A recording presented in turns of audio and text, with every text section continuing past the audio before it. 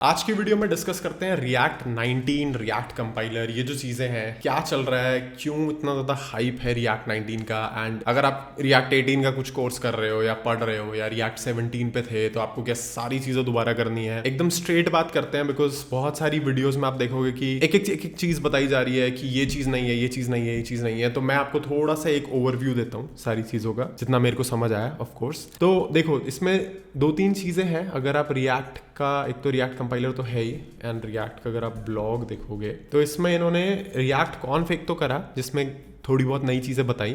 React 19 RC एक release करा last month, and react compiler का एक ब्लॉग है। ठीक है, तो ये जो है ये थोड़े से मेजर ब्लॉग्स हैं, या मेजर आप कह लो इंपॉर्टेंट इन्फॉर्मेशन है अबाउट रिएक्ट इन जनरल। तो स्टार्ट करते हैं रिएक्ट 19 RC से, बिकॉज ये थोड़ा सिंपल है। इसमें काफ़ी सारी चीज़ें ऐसी है जो आपको शायद पता भी हो ऑलरेडी, बिकॉज Next.js अगर आप यूज़ कर रहे हो तो वो ऑलरेडी लाइक रिएक्ट 19 के काफ़ी सारे फीचर्स थे उसमें, मोर और लेस, है ना। तो देखो, इसमें सबसे पहली चीज है एक्शंस। एक्शंस क्या चीज है? एक्शन बस ये है कि आप जब पहले ऐसे करते थे कि आप एक फ्लैग मेंटेन कर रहे हो, कुछ आपने एक्शन करा कि किसी ने बटन प्रेस करा तो इस पेंडिंग आपने ट्रू करा, देन एरर आया, देन पेंडिंग फॉल्स कर दिया, एंड उसके अकॉर्डिंग आप स्टेट अपडेट कर रहे हो। इन्होंने बस इसको थोड़ा सा इजी बना दिया स्टार्ट ट्रांजिशन वगैरह करके, कि स्टार्ट ट्रांजिशन अब एक ये यूज ट्रांजिशन एक हुक ही है। ये स्टार्ट ट्रांजिशन में जितना जब कुछ चल रहा है तब तक ये वाली चीज जो है ये ट्रू रहेगी, और जैसे ही ये फंक्शन एग्जिट करेगा तो ये चीज ऑटोमेटिकली फॉल्स हो जाएगी। एक कन्वीनियंस का फंक्शन है, बट मेरे हिसाब से बहुत बड़ी चीज नहीं है, क्योंकि ये चीज आपको खुद भी करनी आनी चाहिए। क्योंकि बहुत बार ये चीज होती है कि आपको ये इस पेंडिंग जो है ये कभी फॉल्स दोबारा करना ही नहीं होता।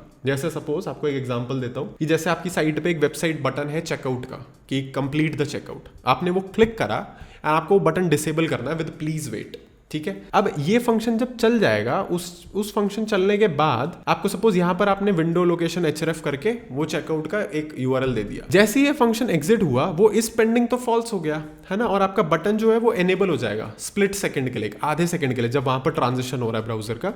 तो ये जो अप्रोच है, ये अप्रोच खराब हो जाएगी उस केस में, क्योंकि आपके पास अब कंट्रोल नहीं है कि आपको बटन एनेबल कब करना है। इस केस में आपको करना ही नहीं है। तो इसलिए मैं कह रहा हूं कि ये जो चीज है ये इट्स ओके, ये वाला चीज इट्स ऑल्सो बेटर। आपको कोई नई चीज यहाँ पर जैसे इस हुक में नहीं सीखनी, तो ऐसे बाकी भी हुक्स हैं।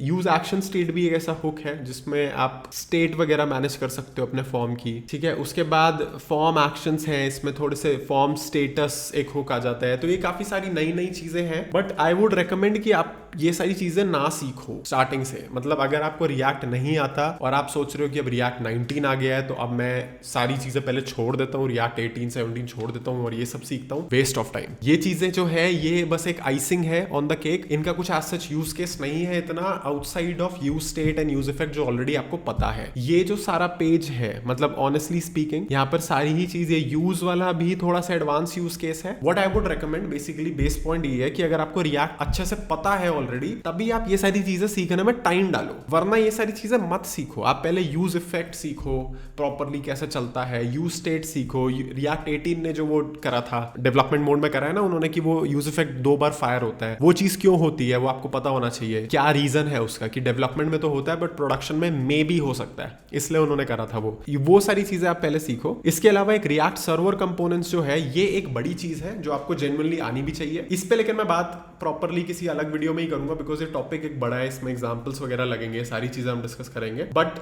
All in all I think react RC वाला जो ये जो ब्लॉग पोस्ट है this is sort of okay. मतलब काफी सारी चीजें हैं, जैसे अब रिएक्ट ने ये वाली चीज भी डाली है कि HTML document titles like title link, ये आप पहले नहीं डाल सकते थे कभी, ये रिएक्ट अभी लाया है ये वाली चीज काफी टाइम बाद, विच इज लाइक सरप्राइजिंग थोड़ा सा, बिकॉज ये जो चीजें हैं ये बेसिक चीजें हैं ना एकदम, कि आप टाइटल और मेटा टैग सेट कर पाओ पेज पे। बट इससे पहले ये सिर्फ नेक्स्ट SEO और वो सब जो पैकेजेस थे, अगर आप Next.js यूज कर रहे हो तो उनसे ही हो सकता था, या फिर एक दो पैकेजेस और होते हैं ना रिएक्ट में, उन सब से, रिएक्ट भूल गया मैं नाम क्या था, but it was not easy before, native नहीं था ये सब। देन ऑफ कोर्स काफी चीजें हैं थोड़ी सी, आप प्री लोड वगैरह कर सकते हो, प्री फेच कर सकते हो, तो वो सब चीजें ठीक है, बट मतलब it's not like a huge change, एक ह्यूज सा चेंज नहीं है। ह्यूज जो चेंज मैं कहूंगा वो ये है, रिएक्ट कंपाइलर जो है ना, ये थोड़ा एक बड़ा चेंज है, इस पे आपको थोड़ा ध्यान भी देना चाहिए एज अ डेवलपर, बिकॉज इसमें हो रही है चीजें चेंज। इसमें अगर आप देखो तो रिएक्ट कंपाइलर कर क्या रहा है, बेसिकली मैंने यहाँ पर TL ड्रॉप एक थोड़ा सा डायग्राम बनाया था।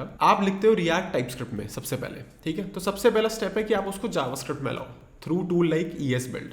या कोई भी, जैसे नेक्स्ट अपना SWC में लिखता है। जैसे आप इसको जावास्क्रिप्ट में लाए, अब आपके पास दो ऑप्शन है। पहला ऑप्शन तो ये है कि आप JSX को जावास्क्रिप्ट में कर दो सीधा, जो रिएक्ट का जो ट्रांसपाइलेशन स्टेप होता है वो करता है, बिल्ड स्टेप। और सेकंड तरीका ये है अब जो ये हो रहा है कि JSX को आप रिएक्ट कंपाइलर को दो, जो कि अब उसको ऑप्टिमाइज करके जावास्क्रिप्ट में लाएगा। एट द एंड चलता सब कुछ जावास्क्रिप्ट में ही है, क्योंकि ब्राउजर है, ब्राउजर को और कुछ समझ आता नहीं है, JSX नहीं समझता उसको, टाइपस्क्रिप्ट नहीं समझता क्या है, इट ओनली अंडरस्टैंड्स जावास्क्रिप्ट, है ना। तो this process needs to be followed. अब इसमें क्या है, कंपाइलर क्या करता है, compiler would look at your individual components and it will say कि यार यहाँ पर ये चीज मेमोराइज हो सकती है, यहाँ पर ये जो वैल्यू है, आपने जो हुक से वैल्यू निकाली, इसको मैं मेमोराइज कर सकता हूँ, या फिर ये जो कंपोनेंट आप रिटर्न कर रहे हो इसको मैं मेमोराइज कर सकता हूँ। इसका मैं आपको एक एग्जांपल भी दिखाता हूँ। यहाँ पर रिएक्ट टीम ने एक रिएक्ट कंपाइलर प्लेग्राउंड का लिंक दिया है। तो यहाँ पर देखो, ये जो एग्जांपल है थोड़ा सा कॉम्प्लेक्स है, इस एग्जांपल को थोड़ा सा सिंपल करते हैं। तो यहाँ पर मैं ये वाली रिटर्न स्टेटमेंट ही हटा देता हूँ।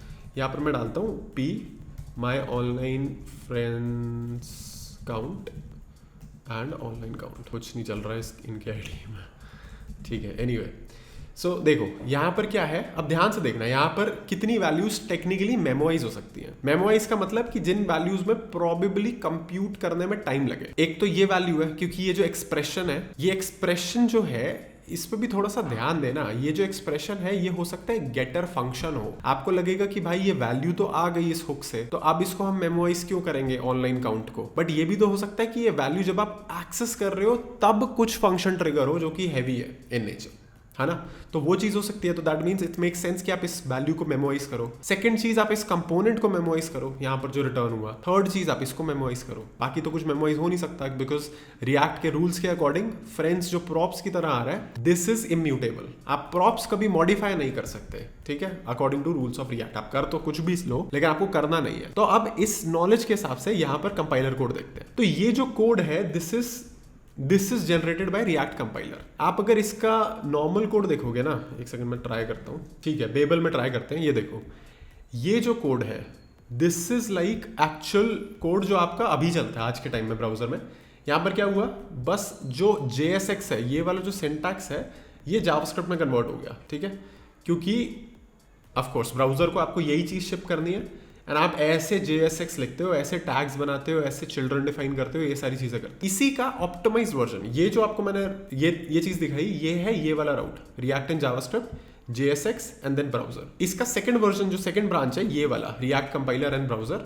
रिएक्ट कंपाइलर आपको ये वाला कोड आउटपुट करके दे रहा है। अब इस कोड को थोड़ा सा समझते हैं, बिकॉज ये इंटरेस्टिंग है, इसको ज्यादा डीप में नहीं जाएंगे, बट थोड़ा सा। ये जो है ना _C, ये है कैश फंक्शन, जो कि रिटर्न करता है एक कैश सॉर्ट ऑफ, जो रिएक्ट इंटरनली मेंटेन करता है विद लेंथ दिस। ये एक एरे रिटर्न करता है जिसकी इतनी लेंथ है, ठीक है। अब ये डॉलर क्या है, ये वेरिएबल है of course to refer that cache array. इसने अब क्या करा, इसने सबसे पहले देखो, आप ध्यान से देखना, सबसे पहले इसने प्रॉप निकाली फ्रेंड्स T0 से, ऑनलाइन काउंट निकाला, हुक है, हमें कॉल तो करना ही है ऑफ कोर्स, बिकॉज हमें पता नहीं है कि ये हुक कब चेंज हो जाएगा। देन इसने कहा है फ्रेंड्स डॉट लेंथ इज 0, तो instead of returning this directly, मैं इसको पहले कैश में लुकअप करके देखता हूं। इसने कहा कि पहला एलिमेंट मैंने डिफाइन कर दिया कि ये कंपोनेंट है, कि अगर पहला एलिमेंट जो है ये कुछ, तो अब सिंबल इन्होंने कुछ डिफाइन करा, मेरे को एग्जैक्ट इंटरनल्स नहीं पता, but most likely this statement means कि the element is not cached, ठीक है। पहला एलिमेंट अगर ये है, मतलब कि एलिमेंट कैश नहीं है, that means you have to compute it. मतलब T1 आपने इसको असाइन करा, एंड जैसे ही आपने असाइन करा, ऑफ कोर्स वो कंप्यूटेशन स्टार्ट हो गई, बिकॉज अब ये फंक्शन रेंडर होगा एंड उसका जो कंपोनेंट है वो पूरा एग्जीक्यूट होगा। उल्टा बोल दिया मैंने, ये कंपोनेंट रेंडर होगा और इसका जो फंक्शन है वो एग्जीक्यूट होगा। बट जो भी हुआ, जब भी जैसे भी हुआ, वो करते ही यहाँ पर आपको सिंटैक्स में $0 में आपने ये स्टोर कर दिया T1। Else T1 is equal to $0, इसका मतलब कि आपके पास ऑलरेडी कैश में पड़ा था, तो आपने वो ये वाली जो लाइन है, ये लाइन लिखी ही नहीं इस लाइन पे, है ना। तो इसका मतलब है कि ये वाली जो लाइन, ये जो फायर ही नहीं हुआ, ये वाला कोड नो फ्रेंड्स वाला, तो वो रेंडरिंग के टाइम वो ब्रांच ही नहीं बनी कोड की, वो सब हुक्स वैल्यू सारी एग्जीक्यूट नहीं हुई जो इस फंक्शन के अंदर था। तो यहां से एक हो गया स्टेप 1, ये जो चीज है ये हो गई कैश। स्टेप 2 क्या है कि यहाँ पर आपने T1, ठीक है, एक तो ये वाली ब्रांच पूरी कैश हो गई। अब आपको ये चीज कैश करनी है। इसमें 2 कंपोनेंट्स मैंने आपको बताए थे, ये चीज कैश हो सकती है और ये पूरा कंपोनेंट भी कैश हो सकता है। तो इन्होंने क्या कहा, अगर जो पहली चीज है, पहला एलिमेंट 0th एलिमेंट तो कंपोनेंट है ये वाला, फर्स्ट एलिमेंट इन्होंने कैश कर दिया ऑनलाइन काउंट को। तो अगर फर्स्ट एलिमेंट जो कैश के अंदर है that is not equal to online count, मतलब कि ये वैल्यू चेंज हो गई। इसका मतलब है कि आपको ये पूरा कंपोनेंट री रेंडर करना है, क्योंकि ये पूरे कंपोनेंट में भी ये चीज यूज हो रही है, तो मतलब आपको ये री रेंडर करना ही पड़ेगा, अदरवाइज तो ये काउंट गलत आएगा। तो आपने क्या करा, T1 को पूरा एक कंपोनेंट बनाया, माय ऑनलाइन फ्रेंड्स काउंट, ठीक है। फर्स्ट एलिमेंट में इस एरे में ऑनलाइन काउंट डाल दिया, सेकंड एलिमेंट में कंपोनेंट डाल दिया, तो दोनों चीजें मेमोराइज हो गई। ये वाला वेरिएबल भी हो गया और ये वाला वेरिएबल भी हो गया जो कि JSX है। अदरवाइज आपने सीधा T2 दिया, T1 नहीं। T1 क्या था, T1 ऑनलाइन काउंट था। तो अगर ऑनलाइन काउंट इक्वल है तो T2 आप मेमोराइज कर लो। यहाँ पर मेरा थोड़ा सा पॉइंट वो वाला खराब हो गया कि जो मैंने आपको बोला था ना कि ये गेटर फंक्शन हो सकता है, क्योंकि यहाँ पर इसको एनीवे कंपेयर करना ही पड़ेगा, नहीं तो there is no other way. उसको पता कैसे चलेगा कि ये वैल्यू चेंज हुई है या नहीं।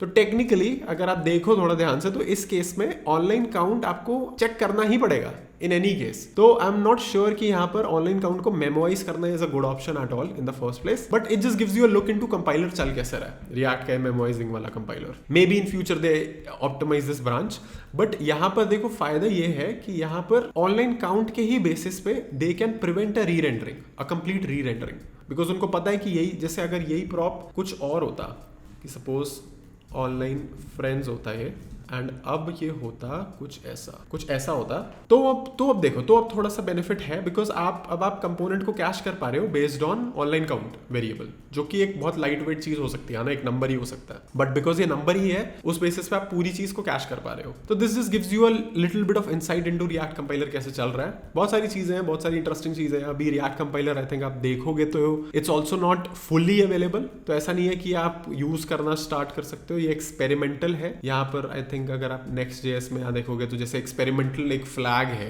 तो रिएक्ट कंपाइलर ये इंप्रूव करते रहेंगे, सारी चीजें होती रहेंगी over the time. React compiler is also separate from react 19, ठीक है। तो रिएक्ट 19 जैसे RC में है, React compiler is still available as a experimental sort of चीज, ठीक है। कैनरी चीज में है and it requires a minimum version of React 19 ही। तो आप इसको रिएक्ट 18 या 17 के कोड बेसिस पे अभी नहीं चला सकते। दे आर सेइंग कि आप कैश फंक्शन को मिमिक कर लो यूजर स्पेस में, बट दे रेकमेंड कि आप 19 पर ही हो, otherwise we can't guarantee you कि सारी चीजें सही से चलेंगी। तो यही है मतलब ब्रॉडली सारी चीजें। रिएक्ट 19 के बारे में आपको जितना जानना था इस वीडियो में है, ओवरऑल ब्रॉडर चीजें। ऐसा नहीं है कि बहुत ही सारी चीजें चेंज हो गई है, सब कुछ नया है। तो यही एक एम था इस वीडियो का कि मैं आपको बता दूं। बाकी आप मेरे को कमेंट्स में बताओ क्या चल रहा है, क्या आप सीख रहे हो रिएक्ट में, एंड आपको कुछ इन्फॉर्मेशन इससे मिली तो लाइक एंड सब्सक्राइब कर देना। That's all for this video. I will see you in the next one very soon.